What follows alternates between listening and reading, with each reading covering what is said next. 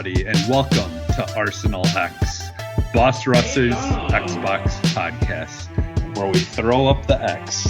I was a little early, my bad. Because we're about to throw down. And I am your host today, for the first time, Jesse Douglas, and I am here with the Streamers Champion, Ray Apollo. That's Ray, me. how are you doing today? Oh, I'm feeling great. Feeling good, looking good, and so is the Xbox Series X. Yeah, it is. Yes, it is, and we will get into that a little bit. I'm excited. I'm looking forward to hearing some more information and finding out, what the PS5 as well, because they've kind of been quiet and they're kind of sitting back. It seems like kind of calculating their moves and just kind of waiting for the right time to strike. Yeah, a lot of different factors that could go into how this plays out this year. Some external, most internal, but I don't know. This year is shaping up to be interesting as far as the consoles go, and I like it. It's interesting, keeping us on our toes. So yeah, and that's the thing, it's always whenever we're about to have a new console come out, it's exciting, and just your mind starts to go crazy of thinking of like what could be going on, and what are we gonna the possibilities are endless. They are.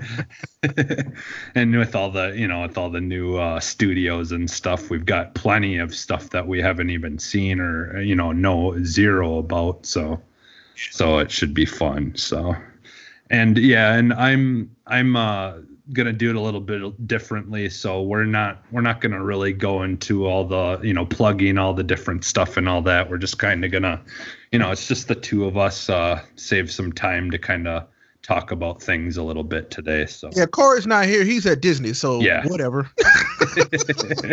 and I'll be honest, I'm already this is going out of my comfort zone. So the less stuff like that. The less stuff like that I got to do, the better. So it's gonna be fine. It's like I said, Corey can enjoy his blue and green milk, and we gonna enjoy this Xbox content. You know what I'm saying? Yeah. I'm excited for him getting to. He's if you don't know, he's in Disney, and so far it looks like he's having a blast, and it sounds like he's having a lot of fun. He said it. One of his messages, he said that it was life changing. So, so maybe he had a little bit too much blue milk. Okay.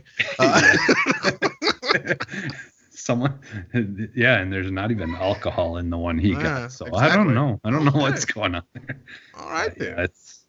And I'll agree with them. Like having gone and like seeing that Star Wars, like when you walk into the Star Wars area for the first time, it's just like. I'm gonna go one day. One day, I'm gonna go. It's just really what does it is it's the like you feel like you're on another planet. Like they just did it so perfectly that like all the different colored like rocks and mountainous type like kind of things that kind of like like hide the real world from you. Mm-hmm. So it goes up just far enough that you can't tell that you're what's beyond the stone formations and stuff. So like it really just puts you right into that world, and there is no hint of the real world anywhere really. That's Everything's it's just it's really amazing what they did there. One day. Yeah, I definitely would like to go back again, even because there's some stuff that that was still new that I didn't get to do. Like they kind of were in the process of building the main structure for the Guardians of the Galaxy stuff. And I can guarantee that that's probably pretty cool. Would be a really cool experience. Sounds good to me. Yeah. So I don't know if that was done or not. I didn't really ask Corey if that was done yet, but that I think maybe that might be coming later, like maybe this coming summer or something. I don't know for sure though, but yeah. So So yeah, so we'll get into our arsenal, and so what's been in your arsenal this week? So actually, this last week had been really slow for me. Yeah. Played a bunch of PC stuff. I played this interesting game called She Sees Red, which is basically an interactive movie game. So essentially, they shot a movie and they turned it into a video game, which is really cool. But on the Xbox, I've been playing more Hellblade. Been trying to finish that, and I think I'm like right at the end. I played that for like 3 or 4 hours yesterday, and I'll probably play some more this week. I will actually have it finished this week, I think. So that'll be fun. And still Dragon Ball Z Kakarot. But just a quick talk about Senua's Sacrifice. This game, everybody, talks about it, and they're like, oh yeah, this game's great. But nobody ever, for me specifically, I've never seen people say why this game is so good. This game does a really good job of telling a story in a way that you truly do connect with the character, I think. And that's what makes this game so special. It's not everything else that's happening. It is Senua's story that they're telling that makes it so interesting. And in the way they tell it. Like there was a part, and this isn't really spoilerish, there's a part where you are basically being guided through a space based on her other senses and not just sight. And it's really cool and really well done. And it's also terrifying. Like I am like anxious and scared and excited and mad with her all at the same time. And it's really, really cool. So this is good game. Like it's very good game. Yeah, I don't remember if I don't think you were on the episode where Corey had talked about finishing it, because I just missed it. Okay, yeah, because he kind of touched on it. Like kind of like what really, like for me, like the thing that really, really they did like just a phenomenal job with was sound, for sure. Like how you have them people whispering in your ear like almost the whole game, it in a way, like it kind of like drove you you while you're playing it a little like mad because it's just like so weird, it's just kind of messing with your senses kind of in the way, like to simulate what's what she's sensing in the game while she's doing things. And they just really did an amazing job with that, like just, that game. I just cannot wait for the next one, because I think that's probably up there of one of my favorite games of all time. The first one. It's real good one. Like I should probably have it finished before Wednesday. So it's good. But no, that's basically all I had been able to play. So what about you? What you been doing? What's in your So I actually went back to State of Decay 2 a little bit today. Update about to come out? Yeah. There's an update coming out, and they've got some changes that they did make already, I believe. This is a big update. This is like a quality of life update for the game. Yeah, like they're basically they're overhauling like some of the combat and stuff, or I think some of that may have already been done, like combat stuff, because I don't know. I feel like for some reason it seemed like it worked a little bit smoother, but I could be wrong. Like you kind of like lock onto the character that you're attacking a little bit more, versus the like having to kind of correct your swinging and stuff like that. So you can almost like a button mash in a sense. I don't remember if it was like that before. I want to say it wasn't, but So, I mean, it just, everything seemed kind of floaty when I played it for the first time, and that kind of turned off to me. So if they tightened it up a bit, that's good news. I'm tempted to go back and try it out, especially because we have access to it on Game Pass. So why not? Yeah. Well, and there is one expansion that like some add-on stuff that came out but yeah, I believe there is another one there, and I think both of them are available. Because I remember there being some extra stuff in the main menu. So basically, like what it is, the extra stuff is something that you pick. And I believe what it is they're going back to the area that you were in the first game. So I think they're kind of trying to tie the storylines basically together or something. Exactly what Division 2 is doing with their update also coming this month, which is crazy. Huh. Yeah. Division 2 is also going back to where the area first game. And I may be wrong on that, but I thought I had heard something about you doing something different, or maybe it's just I think it might just be a whole different place or something, because like it's something that you actually have to pick, like a standalone thing, kind of, similar to some other games where like when you get an add-on, it kind of takes you to a whole different place. But all I know of for now is it's something that you actually have to pick, like a game mode almost. Because it, like when I pick the continue, it says continue in standard area or something like that. I forget what it said, but it said something like, pick the original first area basically, and then other options, must be for the new add-ons and stuff. So okay. So yeah, but I enjoy that. I like my only issue with that game that doesn't let me really like just it be a game that I could just sit down and play for like long periods of time, like I could a Division or any of those kind of games, right. Is like I'm just not really a fan of the survival mode stuff, like in most games.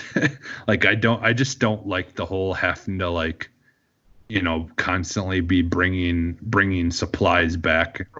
I can completely understand that. That's not fun for me in video games either. Yeah. And I could probably try to play it like I did the first game, but I feel like when you go out in this game compared to the first one, like it is much harder to kind of survive out in the wild, like for long periods of time, without going back to your place, because they do the whole thing where you start getting like the characters have to go sleep. You have to make them go to bed. Otherwise your like meters and stuff start like disappearing. So like your meter for running stamina and stuff like that, it starts to disappear to the point of where you have like almost none left. So you can't really run for only like a couple of steps, and then your character's tired already. Interesting. And yeah, no thanks. Yeah. So there's things like that really limit you to being able to go for long sessions without switching through a whole bunch of characters.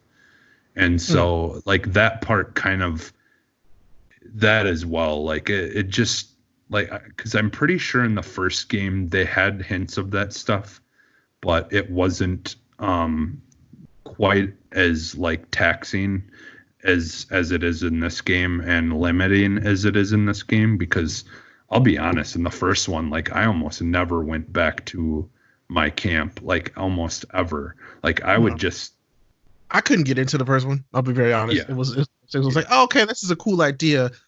I wasn't a fan of the execution. So I'm like, then I tried the second one. I'm like, okay, better. Still not quite there yet, but hopefully with this update, it might be better. For me, at least.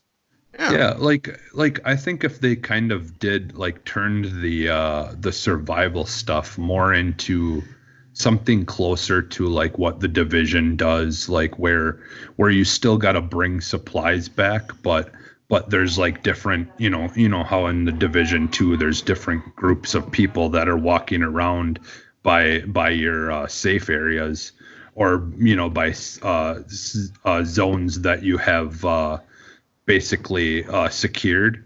And there'll be like one person in the group of people that you can go up to, and then you can donate stuff to him. to replenish their water, or things like that.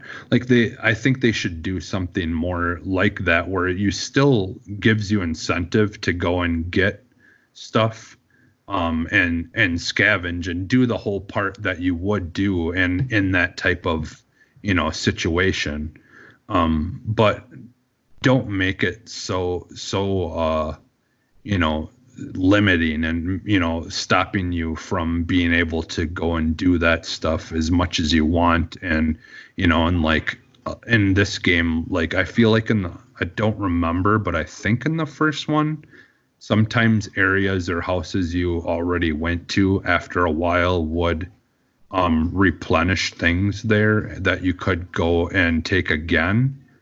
I don't remember for sure, but it feels weird how, like in this one, I can go and raid a whole bunch of houses, and now those houses are like permanently always empty. So Okay.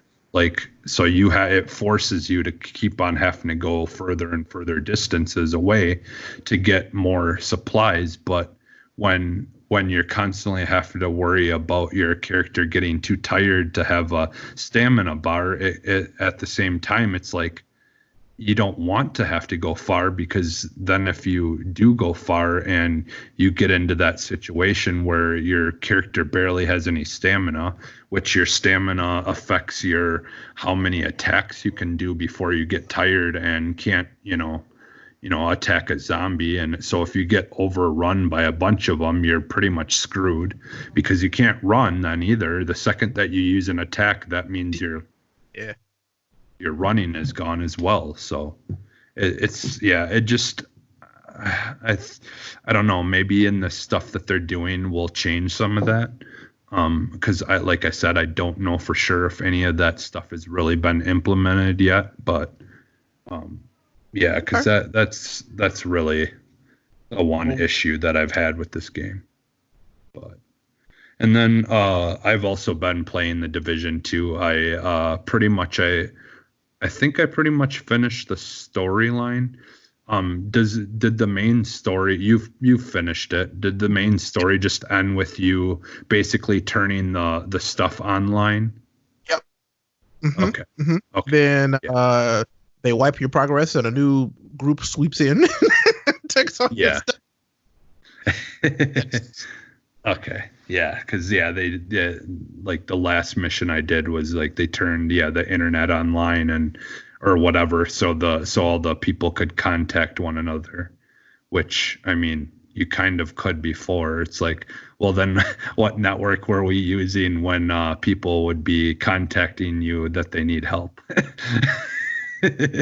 But yeah, what was that? I was like, right, because it's like, well, okay, well, we're here now, so it's all okay. But yeah, I mean, I love that game. I was glad to finally get back into it, and I would, because I still want to play sometime with you and play some more with Ed. But I just kind of wanted to get the story done, and like my character, I think I'm at level 26 or 27. So I'm almost to that level 30. Yeah, I think I finished at level 26. Okay.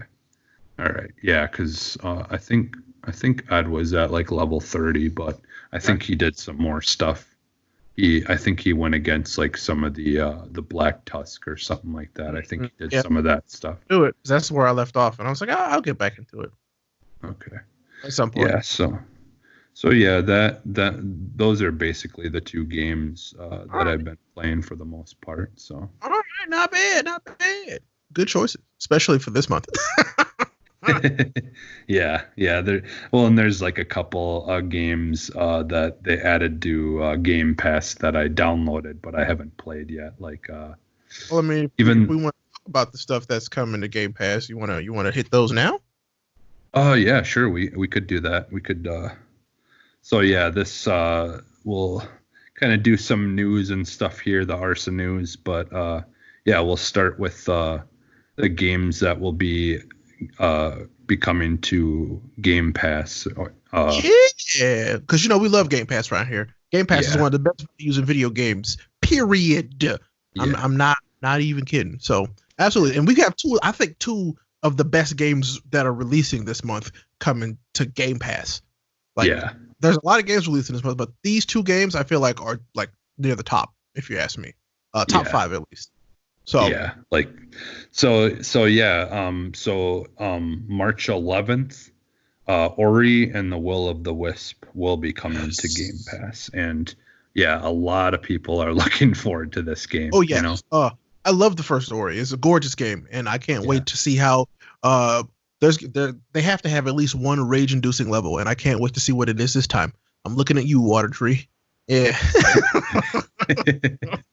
Yeah, I remember because I haven't played the first one yet, which I'm planning on getting to that. I think maybe that will be the next game that I'll start from my backlog, because I've had it forever, for a long time now, but I don't know why, just for whatever reason, I just never really just went to it. So this is definitely, I think, will push me to go to that first one and try to finish that for my backlog, because I remember when Ed finished it and he was talking about it, there's a lot of stuff he got frustrated with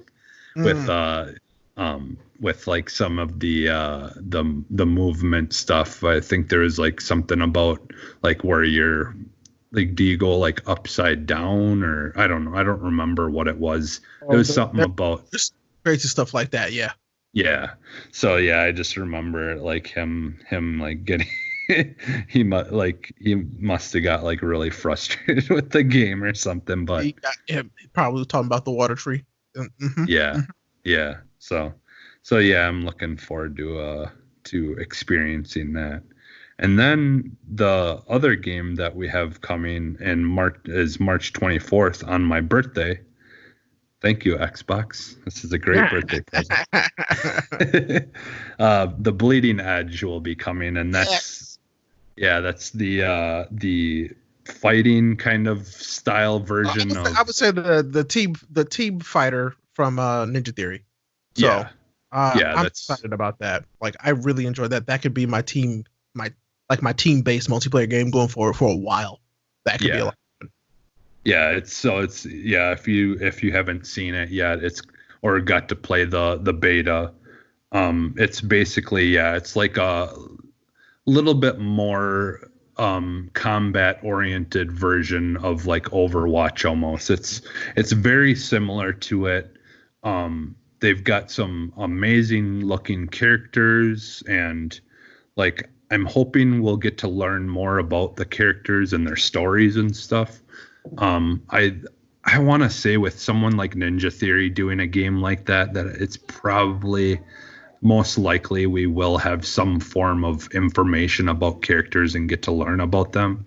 Yeah. I mean, I would love if they stole from Overwatch directly, just like the short cinematics. That'd be super cool. Yeah. Like, like a lot of games that you have your tutorial, kind of similar to, what Apex Legends did, exactly. In their tutorial, like where you could kind of like through the tutorial, they should make you go through all like each section would be a different character and kind of learn a little bit about them as you're kind of learning how to use both the basic, maneuvers and like some of their, like their special maneuvers, and almost like kind of show you like what kind of situations you may want to use those in, just because, like I feel like a lot of times games like Overwatch or they kind of forget, even though it's mostly just a multiplayer game, they kind of forget that a lot of people, would like to have that option of a tutorial where you can kind of learn how to do the basic things. And I mean, they all have a tutorial. It's just that once you play it the first time, it never happens again. Yeah. Cause like I really liked what Siege did. For theirs, where like not only did they like do the tutorial so you could learn how to kind of understand the basics of what you want to do and how you do things. But they gave you the incentive that if you finish those, they had like a checklist of things that you could do, and if you did those things, you would get like a certain amount of stars, which would give you in-game currency to unlock characters or unlock like weapons and stuff like that. So that, like, I really liked that because I wanted to 100% all of the scenarios that they give you for that, because I wanted to be able to have that currency right away that I could start off with and kind of unlock some stuff that I want or characters that I want right away. So I kind of really like that idea. I think they could do something like that in this game too, like, you know, like where you could get some currency that lets you buy like skins or certain things, you know. I bet you can bet anything that will absolutely be a part of this game. Yep. Yeah, for sure. I mean, like, this is basically going to be like their Fortnite almost, you know, like their thing that will hopefully bring in a crowd of people who are really into the, like, making their characters look unique and things like that. And it was good. So I actually enjoyed it. So as long as they keep improving upon that, we're gonna have a good time. So yeah, I definitely enjoyed it as well. The beta was a lot of fun. So I've kind of been looking forward to that game since they announced it, just because it was just interesting enough to me that of all things that they would kind of choose to do something like that. I'm like, you know, this is Ninja Theory. If they're really, you know, this excited about this, you know, product, that it's got to be something interesting for them to want to kind of just go completely almost out of their, you know, like what they're known for right now. So yeah. But yeah, so, and then we may as well after this, we might as well just talk about also the games with gold that will be coming out this month as well, because that's kind of goes along with that. So and this is a good selection. I'm excited about these. Yeah. It's so from March 1st until March 31st, Batman: The Enemy Within will be available for games with gold. So that'll be out here when you guys are hearing this, I think. So actually, yeah, should be. Yeah. So, and then Shantae Half Genie Hero will be available from March 16th until April 15th. So they're giving you almost a whole month there to get that. You got time to get this. So if you miss it, it's your fault. Yeah, and that's one that I've always kind of seen. I've never really looked too much into it, but it looks interesting. I don't know. I hear they're good. Like, I've seen some really good stuff from them, and I definitely plan on playing it. Okay, yeah, definitely will check this out. Yeah, like this month, just like, I think I might actually download all these. I'll be honest, in the last couple of months, there's maybe been like one or two games a month that I was interested in enough, even though it was free. I just was like, I could download this, but I don't really think I'll ever play it. So I just didn't. And then Castlevania will be coming out March 1st as well. And you will have until the 15th only to do that one too. Get that one. And then I think the one everyone's waiting for, Sonic Generations. Yep. Will be coming out the 16th of March until the 31st of March. So those are the games. I want all of those. Yes, please. Yeah. Yeah, and it's no surprise with the Sonic movie coming out that one of the games is a Sonic game. I just think it's weird that it's like the second half of the month, but all right. Yeah, you'd think that would have moved Shantae to the back half of the month and got Sonic at the front half, and I don't. Yeah, I don't make the rules. Or even Castlevania, they could swap those two. Have Castlevania be 16th until the 31st, and then Sonic be from the 1st until the 15th. Yeah. But Xbox does And that may have all just been something depending on like, you know, the developers or whatever. So that makes sense.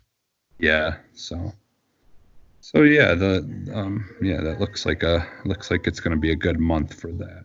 Yeah.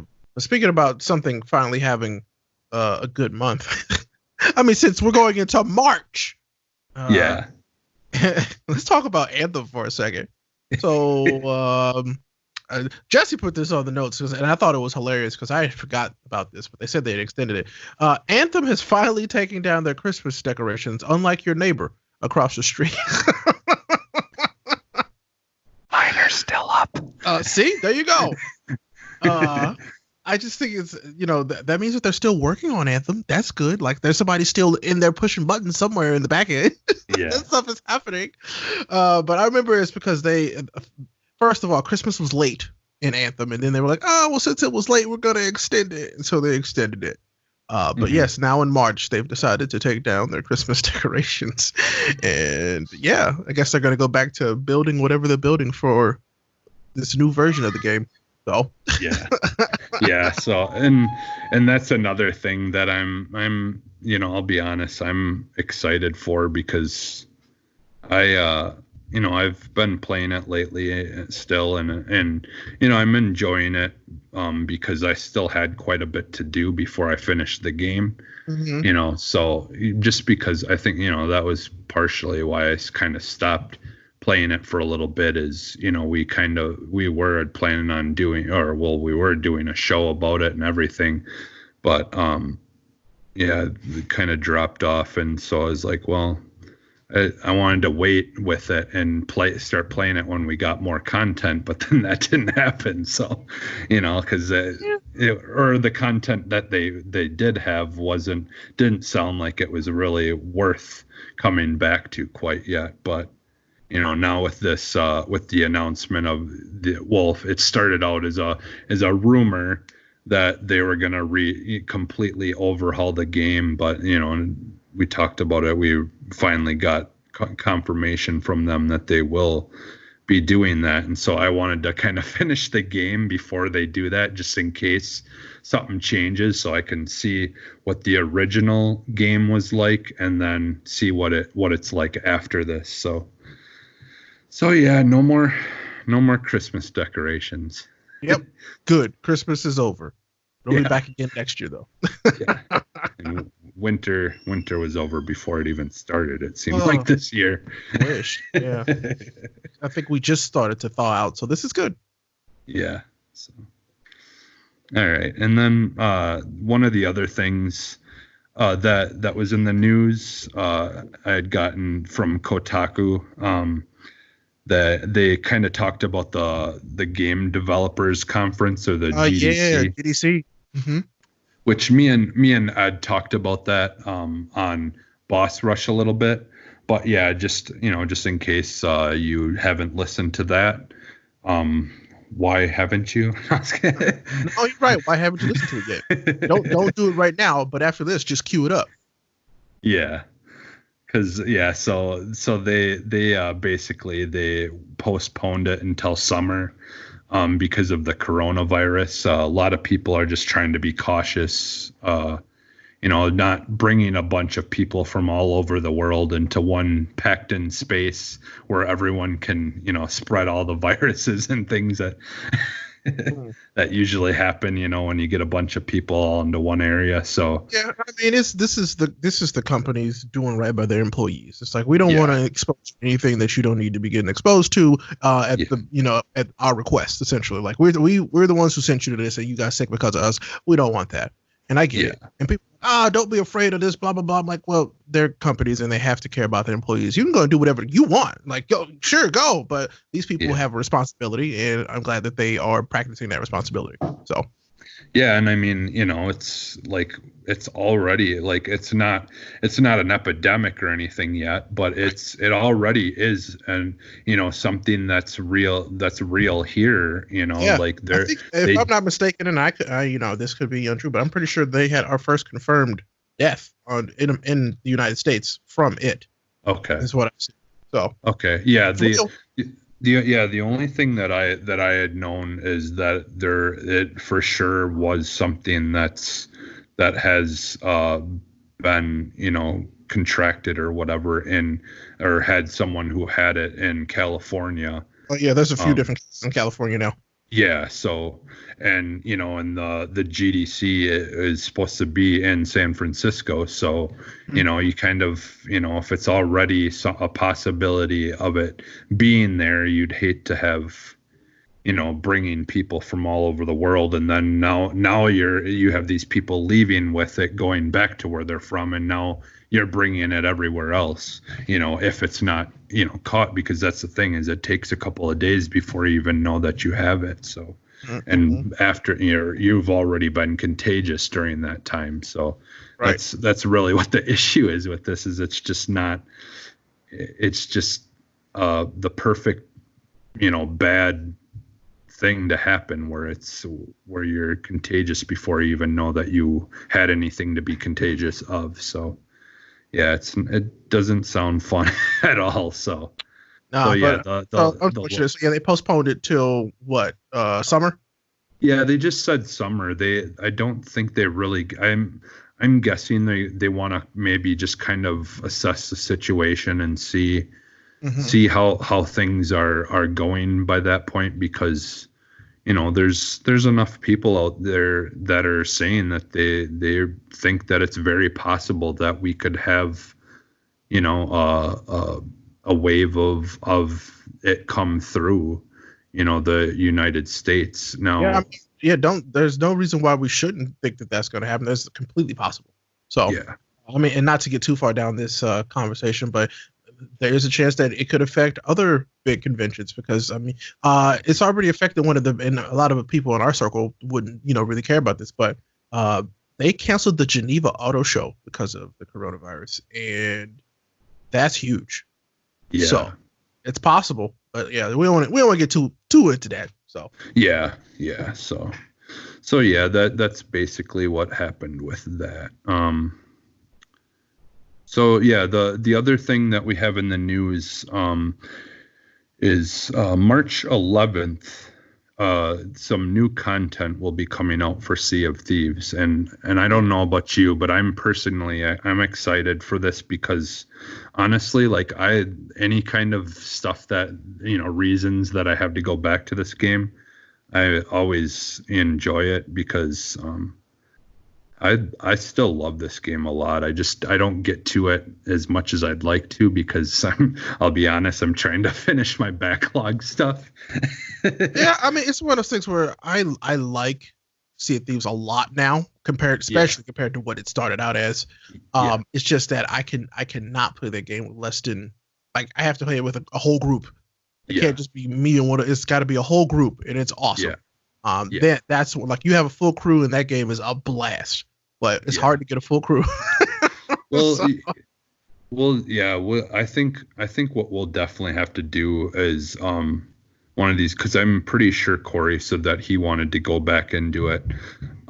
So like me, you, Corey, and Ed could probably try to sometime, actually, and hopefully Ed doesn't fall asleep like he has. Oh my God! He would always fall asleep every time. Old man Ed falling asleep. So, yeah, the one day we were playing, and then all of a sudden he was just like not moving. His character wasn't doing anything, and then next thing you know, he was he was dozed off and he fell asleep or something. Well, of course he did. He says it was because the water was too calming. But that's something an old man would say. Yep. So sounds like Ed may have been a ship captain or lived on a ship in his other life. Maybe. His past life. Maybe. So yeah. So basically, the content that will be coming out again March 11th. They've added some new cannonballs that they're chained together, and so so they can take down the sails. Yeah. So that I thought they already had that in the game, but I guess not. Yeah. Like they have They have it where, like, yeah, if you can aim it just right and, hit their sail, or the the long post that holds their sail, if you could hit it just right with a cannonball, I believe it would shatter it or break it, and then you'd have to repair it. Because and a lot of those things, again, that's fairly new. That kind of like breaking of the ship stuff, other than like the holes in the side for water, that was not a thing when the game first came out. Like that was all you could do is just blow holes in the side of the ship. You couldn't actually break like any of the other stuff, and so it had to be repaired. Like you can break the steering wheel, you can break the thing that raises and lowers your anchor, so they have to fix that. So like all those things came within the last couple of updates. That none of that stuff was a possibility when the game first came out. So yeah, like I enjoyed that when we went back into it last time, like kind of just seeing like all these little improvements that they've done that make such a big difference, even though they're small things. Just that variety of ways that you can, give people, make it harder for other people that you're fighting to retaliate is all very cool stuff. So yeah, and then they've got some more actual story content coming out as well. Oh, really? Yeah. So okay. So they're gonna focus on some of I believe it was some of the characters that are already in the game, but they're gonna kind of further the storyline with that. So yeah, there'll be that pretty soon. It's only like less than 11 days at this point when you're hearing this, that will be out. So yeah, like that's the thing. We still haven't done any of the actual story stuff yet. Yep, I have not. Absolutely. So yeah, like I would like to go into it with a group sometime and actually get to experience that story stuff. Because I think last time that we went in, I think we were playing with Battlebug and Zombie, and gotcha. And they had never played. I don't think they had ever played it before at that point. So a lot of some of the people with us were still learning how to do things. So I'm like, we better just like kind of do these little, the like little treasure hunt things, and since we have new people here and we can kind of learn the basics first. Because that game can get kind of chaotic. Difficult. Yeah. It can get difficult, especially if you start getting attacked by like the megalodon or the big giant octopus or whatever. So it can ruin your day and make you lose everything if you don't know what you're doing. Fair enough. So yeah, I'm definitely looking forward to that. Anytime, that they add more story to that game. It's crazy how much content, they've added to this game. So that's really cool to see. Yeah, people can't say that these Xbox first parties don't support their games, because they absolutely do. So. They're doing. They just need to keep that up going forward. Yes, please. Yeah, for sure. Well, and I think they're already, they've gotten to a point where there's a lot of stuff in there, and if I think maybe a couple more little add-on things, and they probably could continuously like update things here and there or whatever, but I could see them possibly soon go maybe within the next 2 years or 3 years start getting somewhere on something else. Now I know they do have other groups of Rare that are probably working on stuff already, but but yeah, because Rare had a lot of amazing games back in the day, and I definitely would like to see more of their new ideas that they have in store. So yeah, I like it. Yep. All right. So are you ready? Are you ready for the X topic of the day? Yes, Talking X, topic of the day. Yes. Time for Talking X, where we take a topic, that we have seen that is mostly Xbox predominant, and we talk about it with all of you. So, we had a big one to talk about this time around, which is really nice because it's always nice when we get more information, especially about the new box. So, Phil Spencer, the man himself, wrote a letter to all of us via the news, the Xbox news wire, and he was basically breaking down some stuff that we could expect from the Series X. And I'm not going to read the whole thing because it's well written and you should definitely go check it out, because he basically been saying, we've got people who have the Xbox Series X in their house, like they're in their homes already via their takeaway program, and it's awesome. And I want to tell you some of the really cool things about this system. So I'm just going to kind of hit the top bullet points. So we're going to start with the nerdy stuff, the power and the processing, all the good stuff here. So what he brings up is that it has a superior balance of power and speed with the next generation custom processors. So it's on an AMD's latest Zen 2 and RDNA 2 architectures, which for you nerds out there is good news. And that gives the developers some 12 teraflops to work with. Count them, 12 teraflops, boys and girls. How about that? Let's see, it's going to have a variable rate shading, which, I would like to think that the shading and the shaders are variable, because why just have one when you can have variable? So that's basically, that's how the machine will handle effects and make things work faster and look cooler, the particles and stuff, which will be nice. That'll be really nice to see. That's also how you're going to I think that's also going to have something to do with your 8Ks. Yeah. So let's see. So this one was interesting. Hardware accelerated DirectX ray tracing, which I was like, all right, ray tracing is still a thing where we're talking about light, but this is, I guess, their version of it. So everybody has their own version of ray tracing now. Which is interesting, unless they're like, no, that's just standard for PCs. Well, I don't know. Thanks a lot, nerds.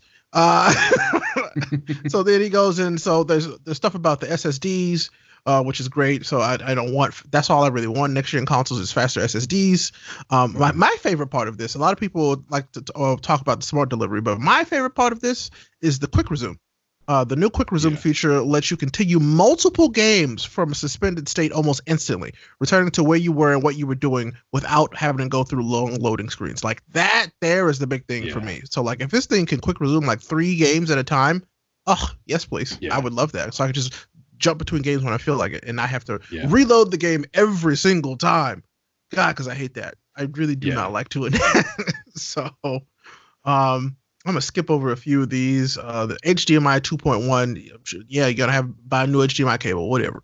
120 FPS support, yes, please. That just means everybody's gonna have to buy a better TV/monitor.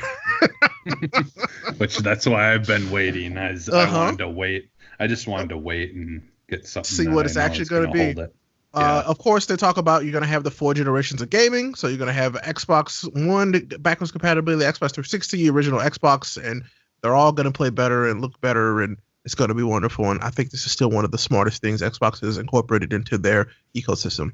Good job, Phil. Appreciate you. Good job. And then this is one that everybody's been getting hung up on, is the smart delivery. And I'm going to read this one because people have kind of built their own interpretation of this, and I'm like, I don't think that's what that means. So the smart delivery, he goes on to say, this technology empowers you to buy a game once and know that whether you're playing on an Xbox One or Xbox Series X, you're getting the right version of that game on whatever Xbox you're playing on. We're making the commitment to use smart delivery on all of our exclusive Xbox Game Studio titles, including Halo Infinite, ensuring you only have to purchase a title once in order to play the best available version for whichever Xbox console they choose to play on. This technology is available for all developers and publishers. I'll say that again. This technology is available for all developers and publishers, and they can choose whether to use it for titles that will be released on Xbox first or come to Xbox Series X later, meaning that it's available to all developers and publishers, but that does not mean that every game is going to work that way. On the coattails of this, the first game to come out and say they were doing it was Cyberpunk 2077. Yep. Which is really smart. That's a big deal for me. I only have to, because I was worried about that because we had to do it this gen. Or if you bought a game and then there was an Xbox or a PlayStation Enhanced version for 4 and the Xbox One, you had to buy it again. And I didn't like that. It's like, why are you making me pay for it twice? You already know. You already have my money. Like, just give me that again, and I'll probably be more inclined to buy good DLC if you make it. You know what I'm saying? Yeah. So this is interesting. I'm really, God, this is just really smart. So hey, buy it one time and you got it on hopefully xCloud. You have it on your Xbox One X. You have it on your Series X and maybe PC. Maybe I know they don't specifically say that here, unless I didn't read that right. But they don't say that. But maybe that's what that means. Especially I'm hoping it's more so if you buy it on Xbox, whatever you can play it on xCloud. That's the big one for me. Let us play them on xCloud too, and man, you got some good stuff cooking right there. Yeah. Well, and one thing that I also hope that this kind of alleviates is, like we were seeing it once the Xbox One X came out, like a lot of developers were like, yeah, well, it's not going to run that much better on the One X because, we don't, because whatever they wanted to make it at a certain rate or whatever for the PlayStation. And at the time when the, the place, because the PS Pro and the Xbox One X were quite a bit different. So like it couldn't be super great. Like, they had some holdbacks, like with certain games where they're like, yeah, the frame rates we had to put on at this because this console couldn't handle more than that, even though the Xbox One X could. It just like the developers could use it as an excuse to not update some of those things. So hopefully, like, we'll see more developers, like, they don't have to have that excuse anymore of, well, like, we're making it for these consoles and we don't want to have to do the work to, make it work better on these consoles, So like, I'm hoping that we won't get any of that. Because, that's the thing is, like, obviously not every game that's coming out has to be made for the Series X or the PS5. Right. But like it would, like, you're going to want to make your game look better. I mean, you might as well do it because, if you do it, people are going to look much more forward to getting those games right away instead of waiting. So, yeah, like, cause otherwise, if they are going to do this where they have kind of the two versions, but you only have to pay for it once, then they'll see that spike in sales right away instead of waiting. That builds more brand loyalty, which they've been good at, and that's what they want. Yeah. I think it's smart. It's really smart. Yeah. So yes, please, more of that. And I would hope that more developers and publishers do take advantage of that. Because I mean, I feel like that's an easy dub if PlayStation decides not to do that. So. Yeah, I mean, why not? And if there's any game that could have guaranteed it would be able to sell multiple copies, Cyberpunk is one of them. Exactly. And for them to be like, what, we don't want to do that to you. You buy it once, you've got it. Yeah, I mean, they also have to make sure that, and not to say that I don't want it to work on PlayStation, but Cyberpunk has to run the best on the Xbox One X. It has to run the best on the Xbox One X. Because if it has problems, like, I mean, and that's just kind of been an optimization issue all generation. If it does not run on the Xbox One X, I mean, that's not going to be great because, you can buy it once on Xbox and then also have it for the Series X. But if it runs better on PlayStation 4, unless you have both, why would I get it on Xbox if it runs better on PlayStation? You know what I'm saying? So hopefully this is the case. It will. I hope. That is my hope. But the last piece of this is they talk about Game Pass, of course, because once again, Game Pass, best deal in video games. If you don't have it, you have an Xbox or a PC, consider it. It's worth your time. Worth your time and money. Really excited to get this. It's the tiniest tidbit. They don't really tell you a whole lot. They give us a lot, but it's not like a ton. it's nice to see stuff like this, especially when it comes from Phil Spencer. You know what I'm saying? It's if they're using Phil as the main face of the brand going forward, as they should be, because he's very personable and he loves Xbox, and I like that. I'm all for it. Please do. Sony used to do stuff like this, and I loved it, where, you know, there was somebody who we could look to for information about the PlayStation. It was nice to get it from them because they were personable and fun to listen to. And right now, that's absolutely Phil. I love to hear Phil talk about Xbox. It's awesome. He loves. You definitely see it every time he talks about it. Yeah, and everything he says, like, you can just tell the way he's saying it that it's genuine, and like, you know, he's got like the full emotion of what he's talking about coming out, because he's just got one of those like when he talks where you can tell he's just very like just really thinking about what he's saying, and you know, and just very smooth about it, you know, like you can tell that he's excited, you know, and just like having, you know, done the creating games part and stuff, that he knows firsthand, you know, like how hard it is and how difficult it is as a developer to you know, make good games and things like that. So like it really helps a lot that he's kind of been on that other side and can really, you know,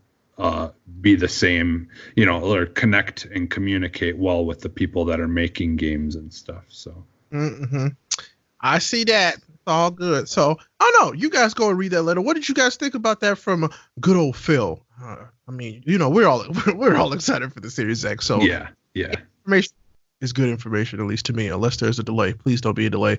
Oh God. So I don't know. I loved it. Anything else you wanted to say on this about this? Yeah, the only thing I really was gonna focus on is I myself didn't really know a whole lot about what teraflops really did. So I had had been kind of looking up and researching it, and like, you know, like I just mainly focused on like what kind of things would it affect, like moving forward, like what would it do for the console that, you know, having more of them that maybe the previous consoles couldn't do. And a lot of people, you know, you continuously hear people talk about, you know, how much they wish that the AI was better. And that definitely is one of the things that having more teraflops can affect, because like essentially from what I understand, like the amount of teraflops, it depends on I think it's like 1,000, like I forget how many, like hundreds of thousands or something of math equations or calculations that it can make like per second. And so like with each teraflop, that number obviously just goes like, you know, just super high. And so like when you have a game and you have AI, all the things to make the AI work and make them determine how intelligent they are, or, you know, how well they do things, all depends on how many math equations or calculations the computer can do, you know, at a high rate of speed. And so having as many teraflops as this does, like we should hopefully, if the developers, you know, use it to its fullest, it should make things like issues with AI and all that stuff hopefully disappear quite a bit, you know. But again, that all depends, you know, because I mean there are, you know, you've got, you know, Division 2. I love that game, but some of the AI in that game are just broken. Yeah, extra pops. Yeah. So you know, but that's a lot of that kind of stuff is just little tiny glitch things that if they were to fix it, I'm sure it would be fine. But because I'll be honest, the AI in Division 2 for the most part though is way better than it was in the first one, and by that I mean it, like the enemies do make it a little bit of a challenge at times, because they don't just always hide behind things. They you know, aren't afraid to try to rush you, or you know, they're like perfectionist when it comes to throwing grenades from all the way across the map. Every single time. Yeah. So, you know, like things like we could see games essentially, you know, in some ways getting more challenging in that aspect. But yeah, I definitely would be for better AI in games, because I think that's a pretty wide amount of people that have you know, said that they would like to see that get better in games, just because a lot of times games do have pretty broken AI that just don't give you any challenge sometimes, you know, at all, and it just kind of gets bad, and you know, you're just like, that's kind of boring. So. The new technology hopefully leads to better experiences with video games. Mm-hmm. So. Yeah. So that's pretty much it. So, all right, take us, Jesse. All right, so I'll plug myself first. It's quick and easy. You can find me anywhere, basically at as Phantom NXS. And Ray, where can we find you? Oh, I am just Ray Apollo, RAYAPOLLO, no space, everywhere. So, but you know, focus on Twitch, Twitter, and YouTube. That's where you'll find me. Yeah, I need to catch some of your streams here soon, because I'll tell you guys, it's a fun time watching his stream. I've got to catch him a couple of times, and it's definitely I enjoyed it a lot. So I like to have a good time. What can I say? Yeah. All right, so it's about that time that we throw up the X once more, right? Because we're about to exit. All right. Watch this last edition and y'all take care. All right. Xbox off.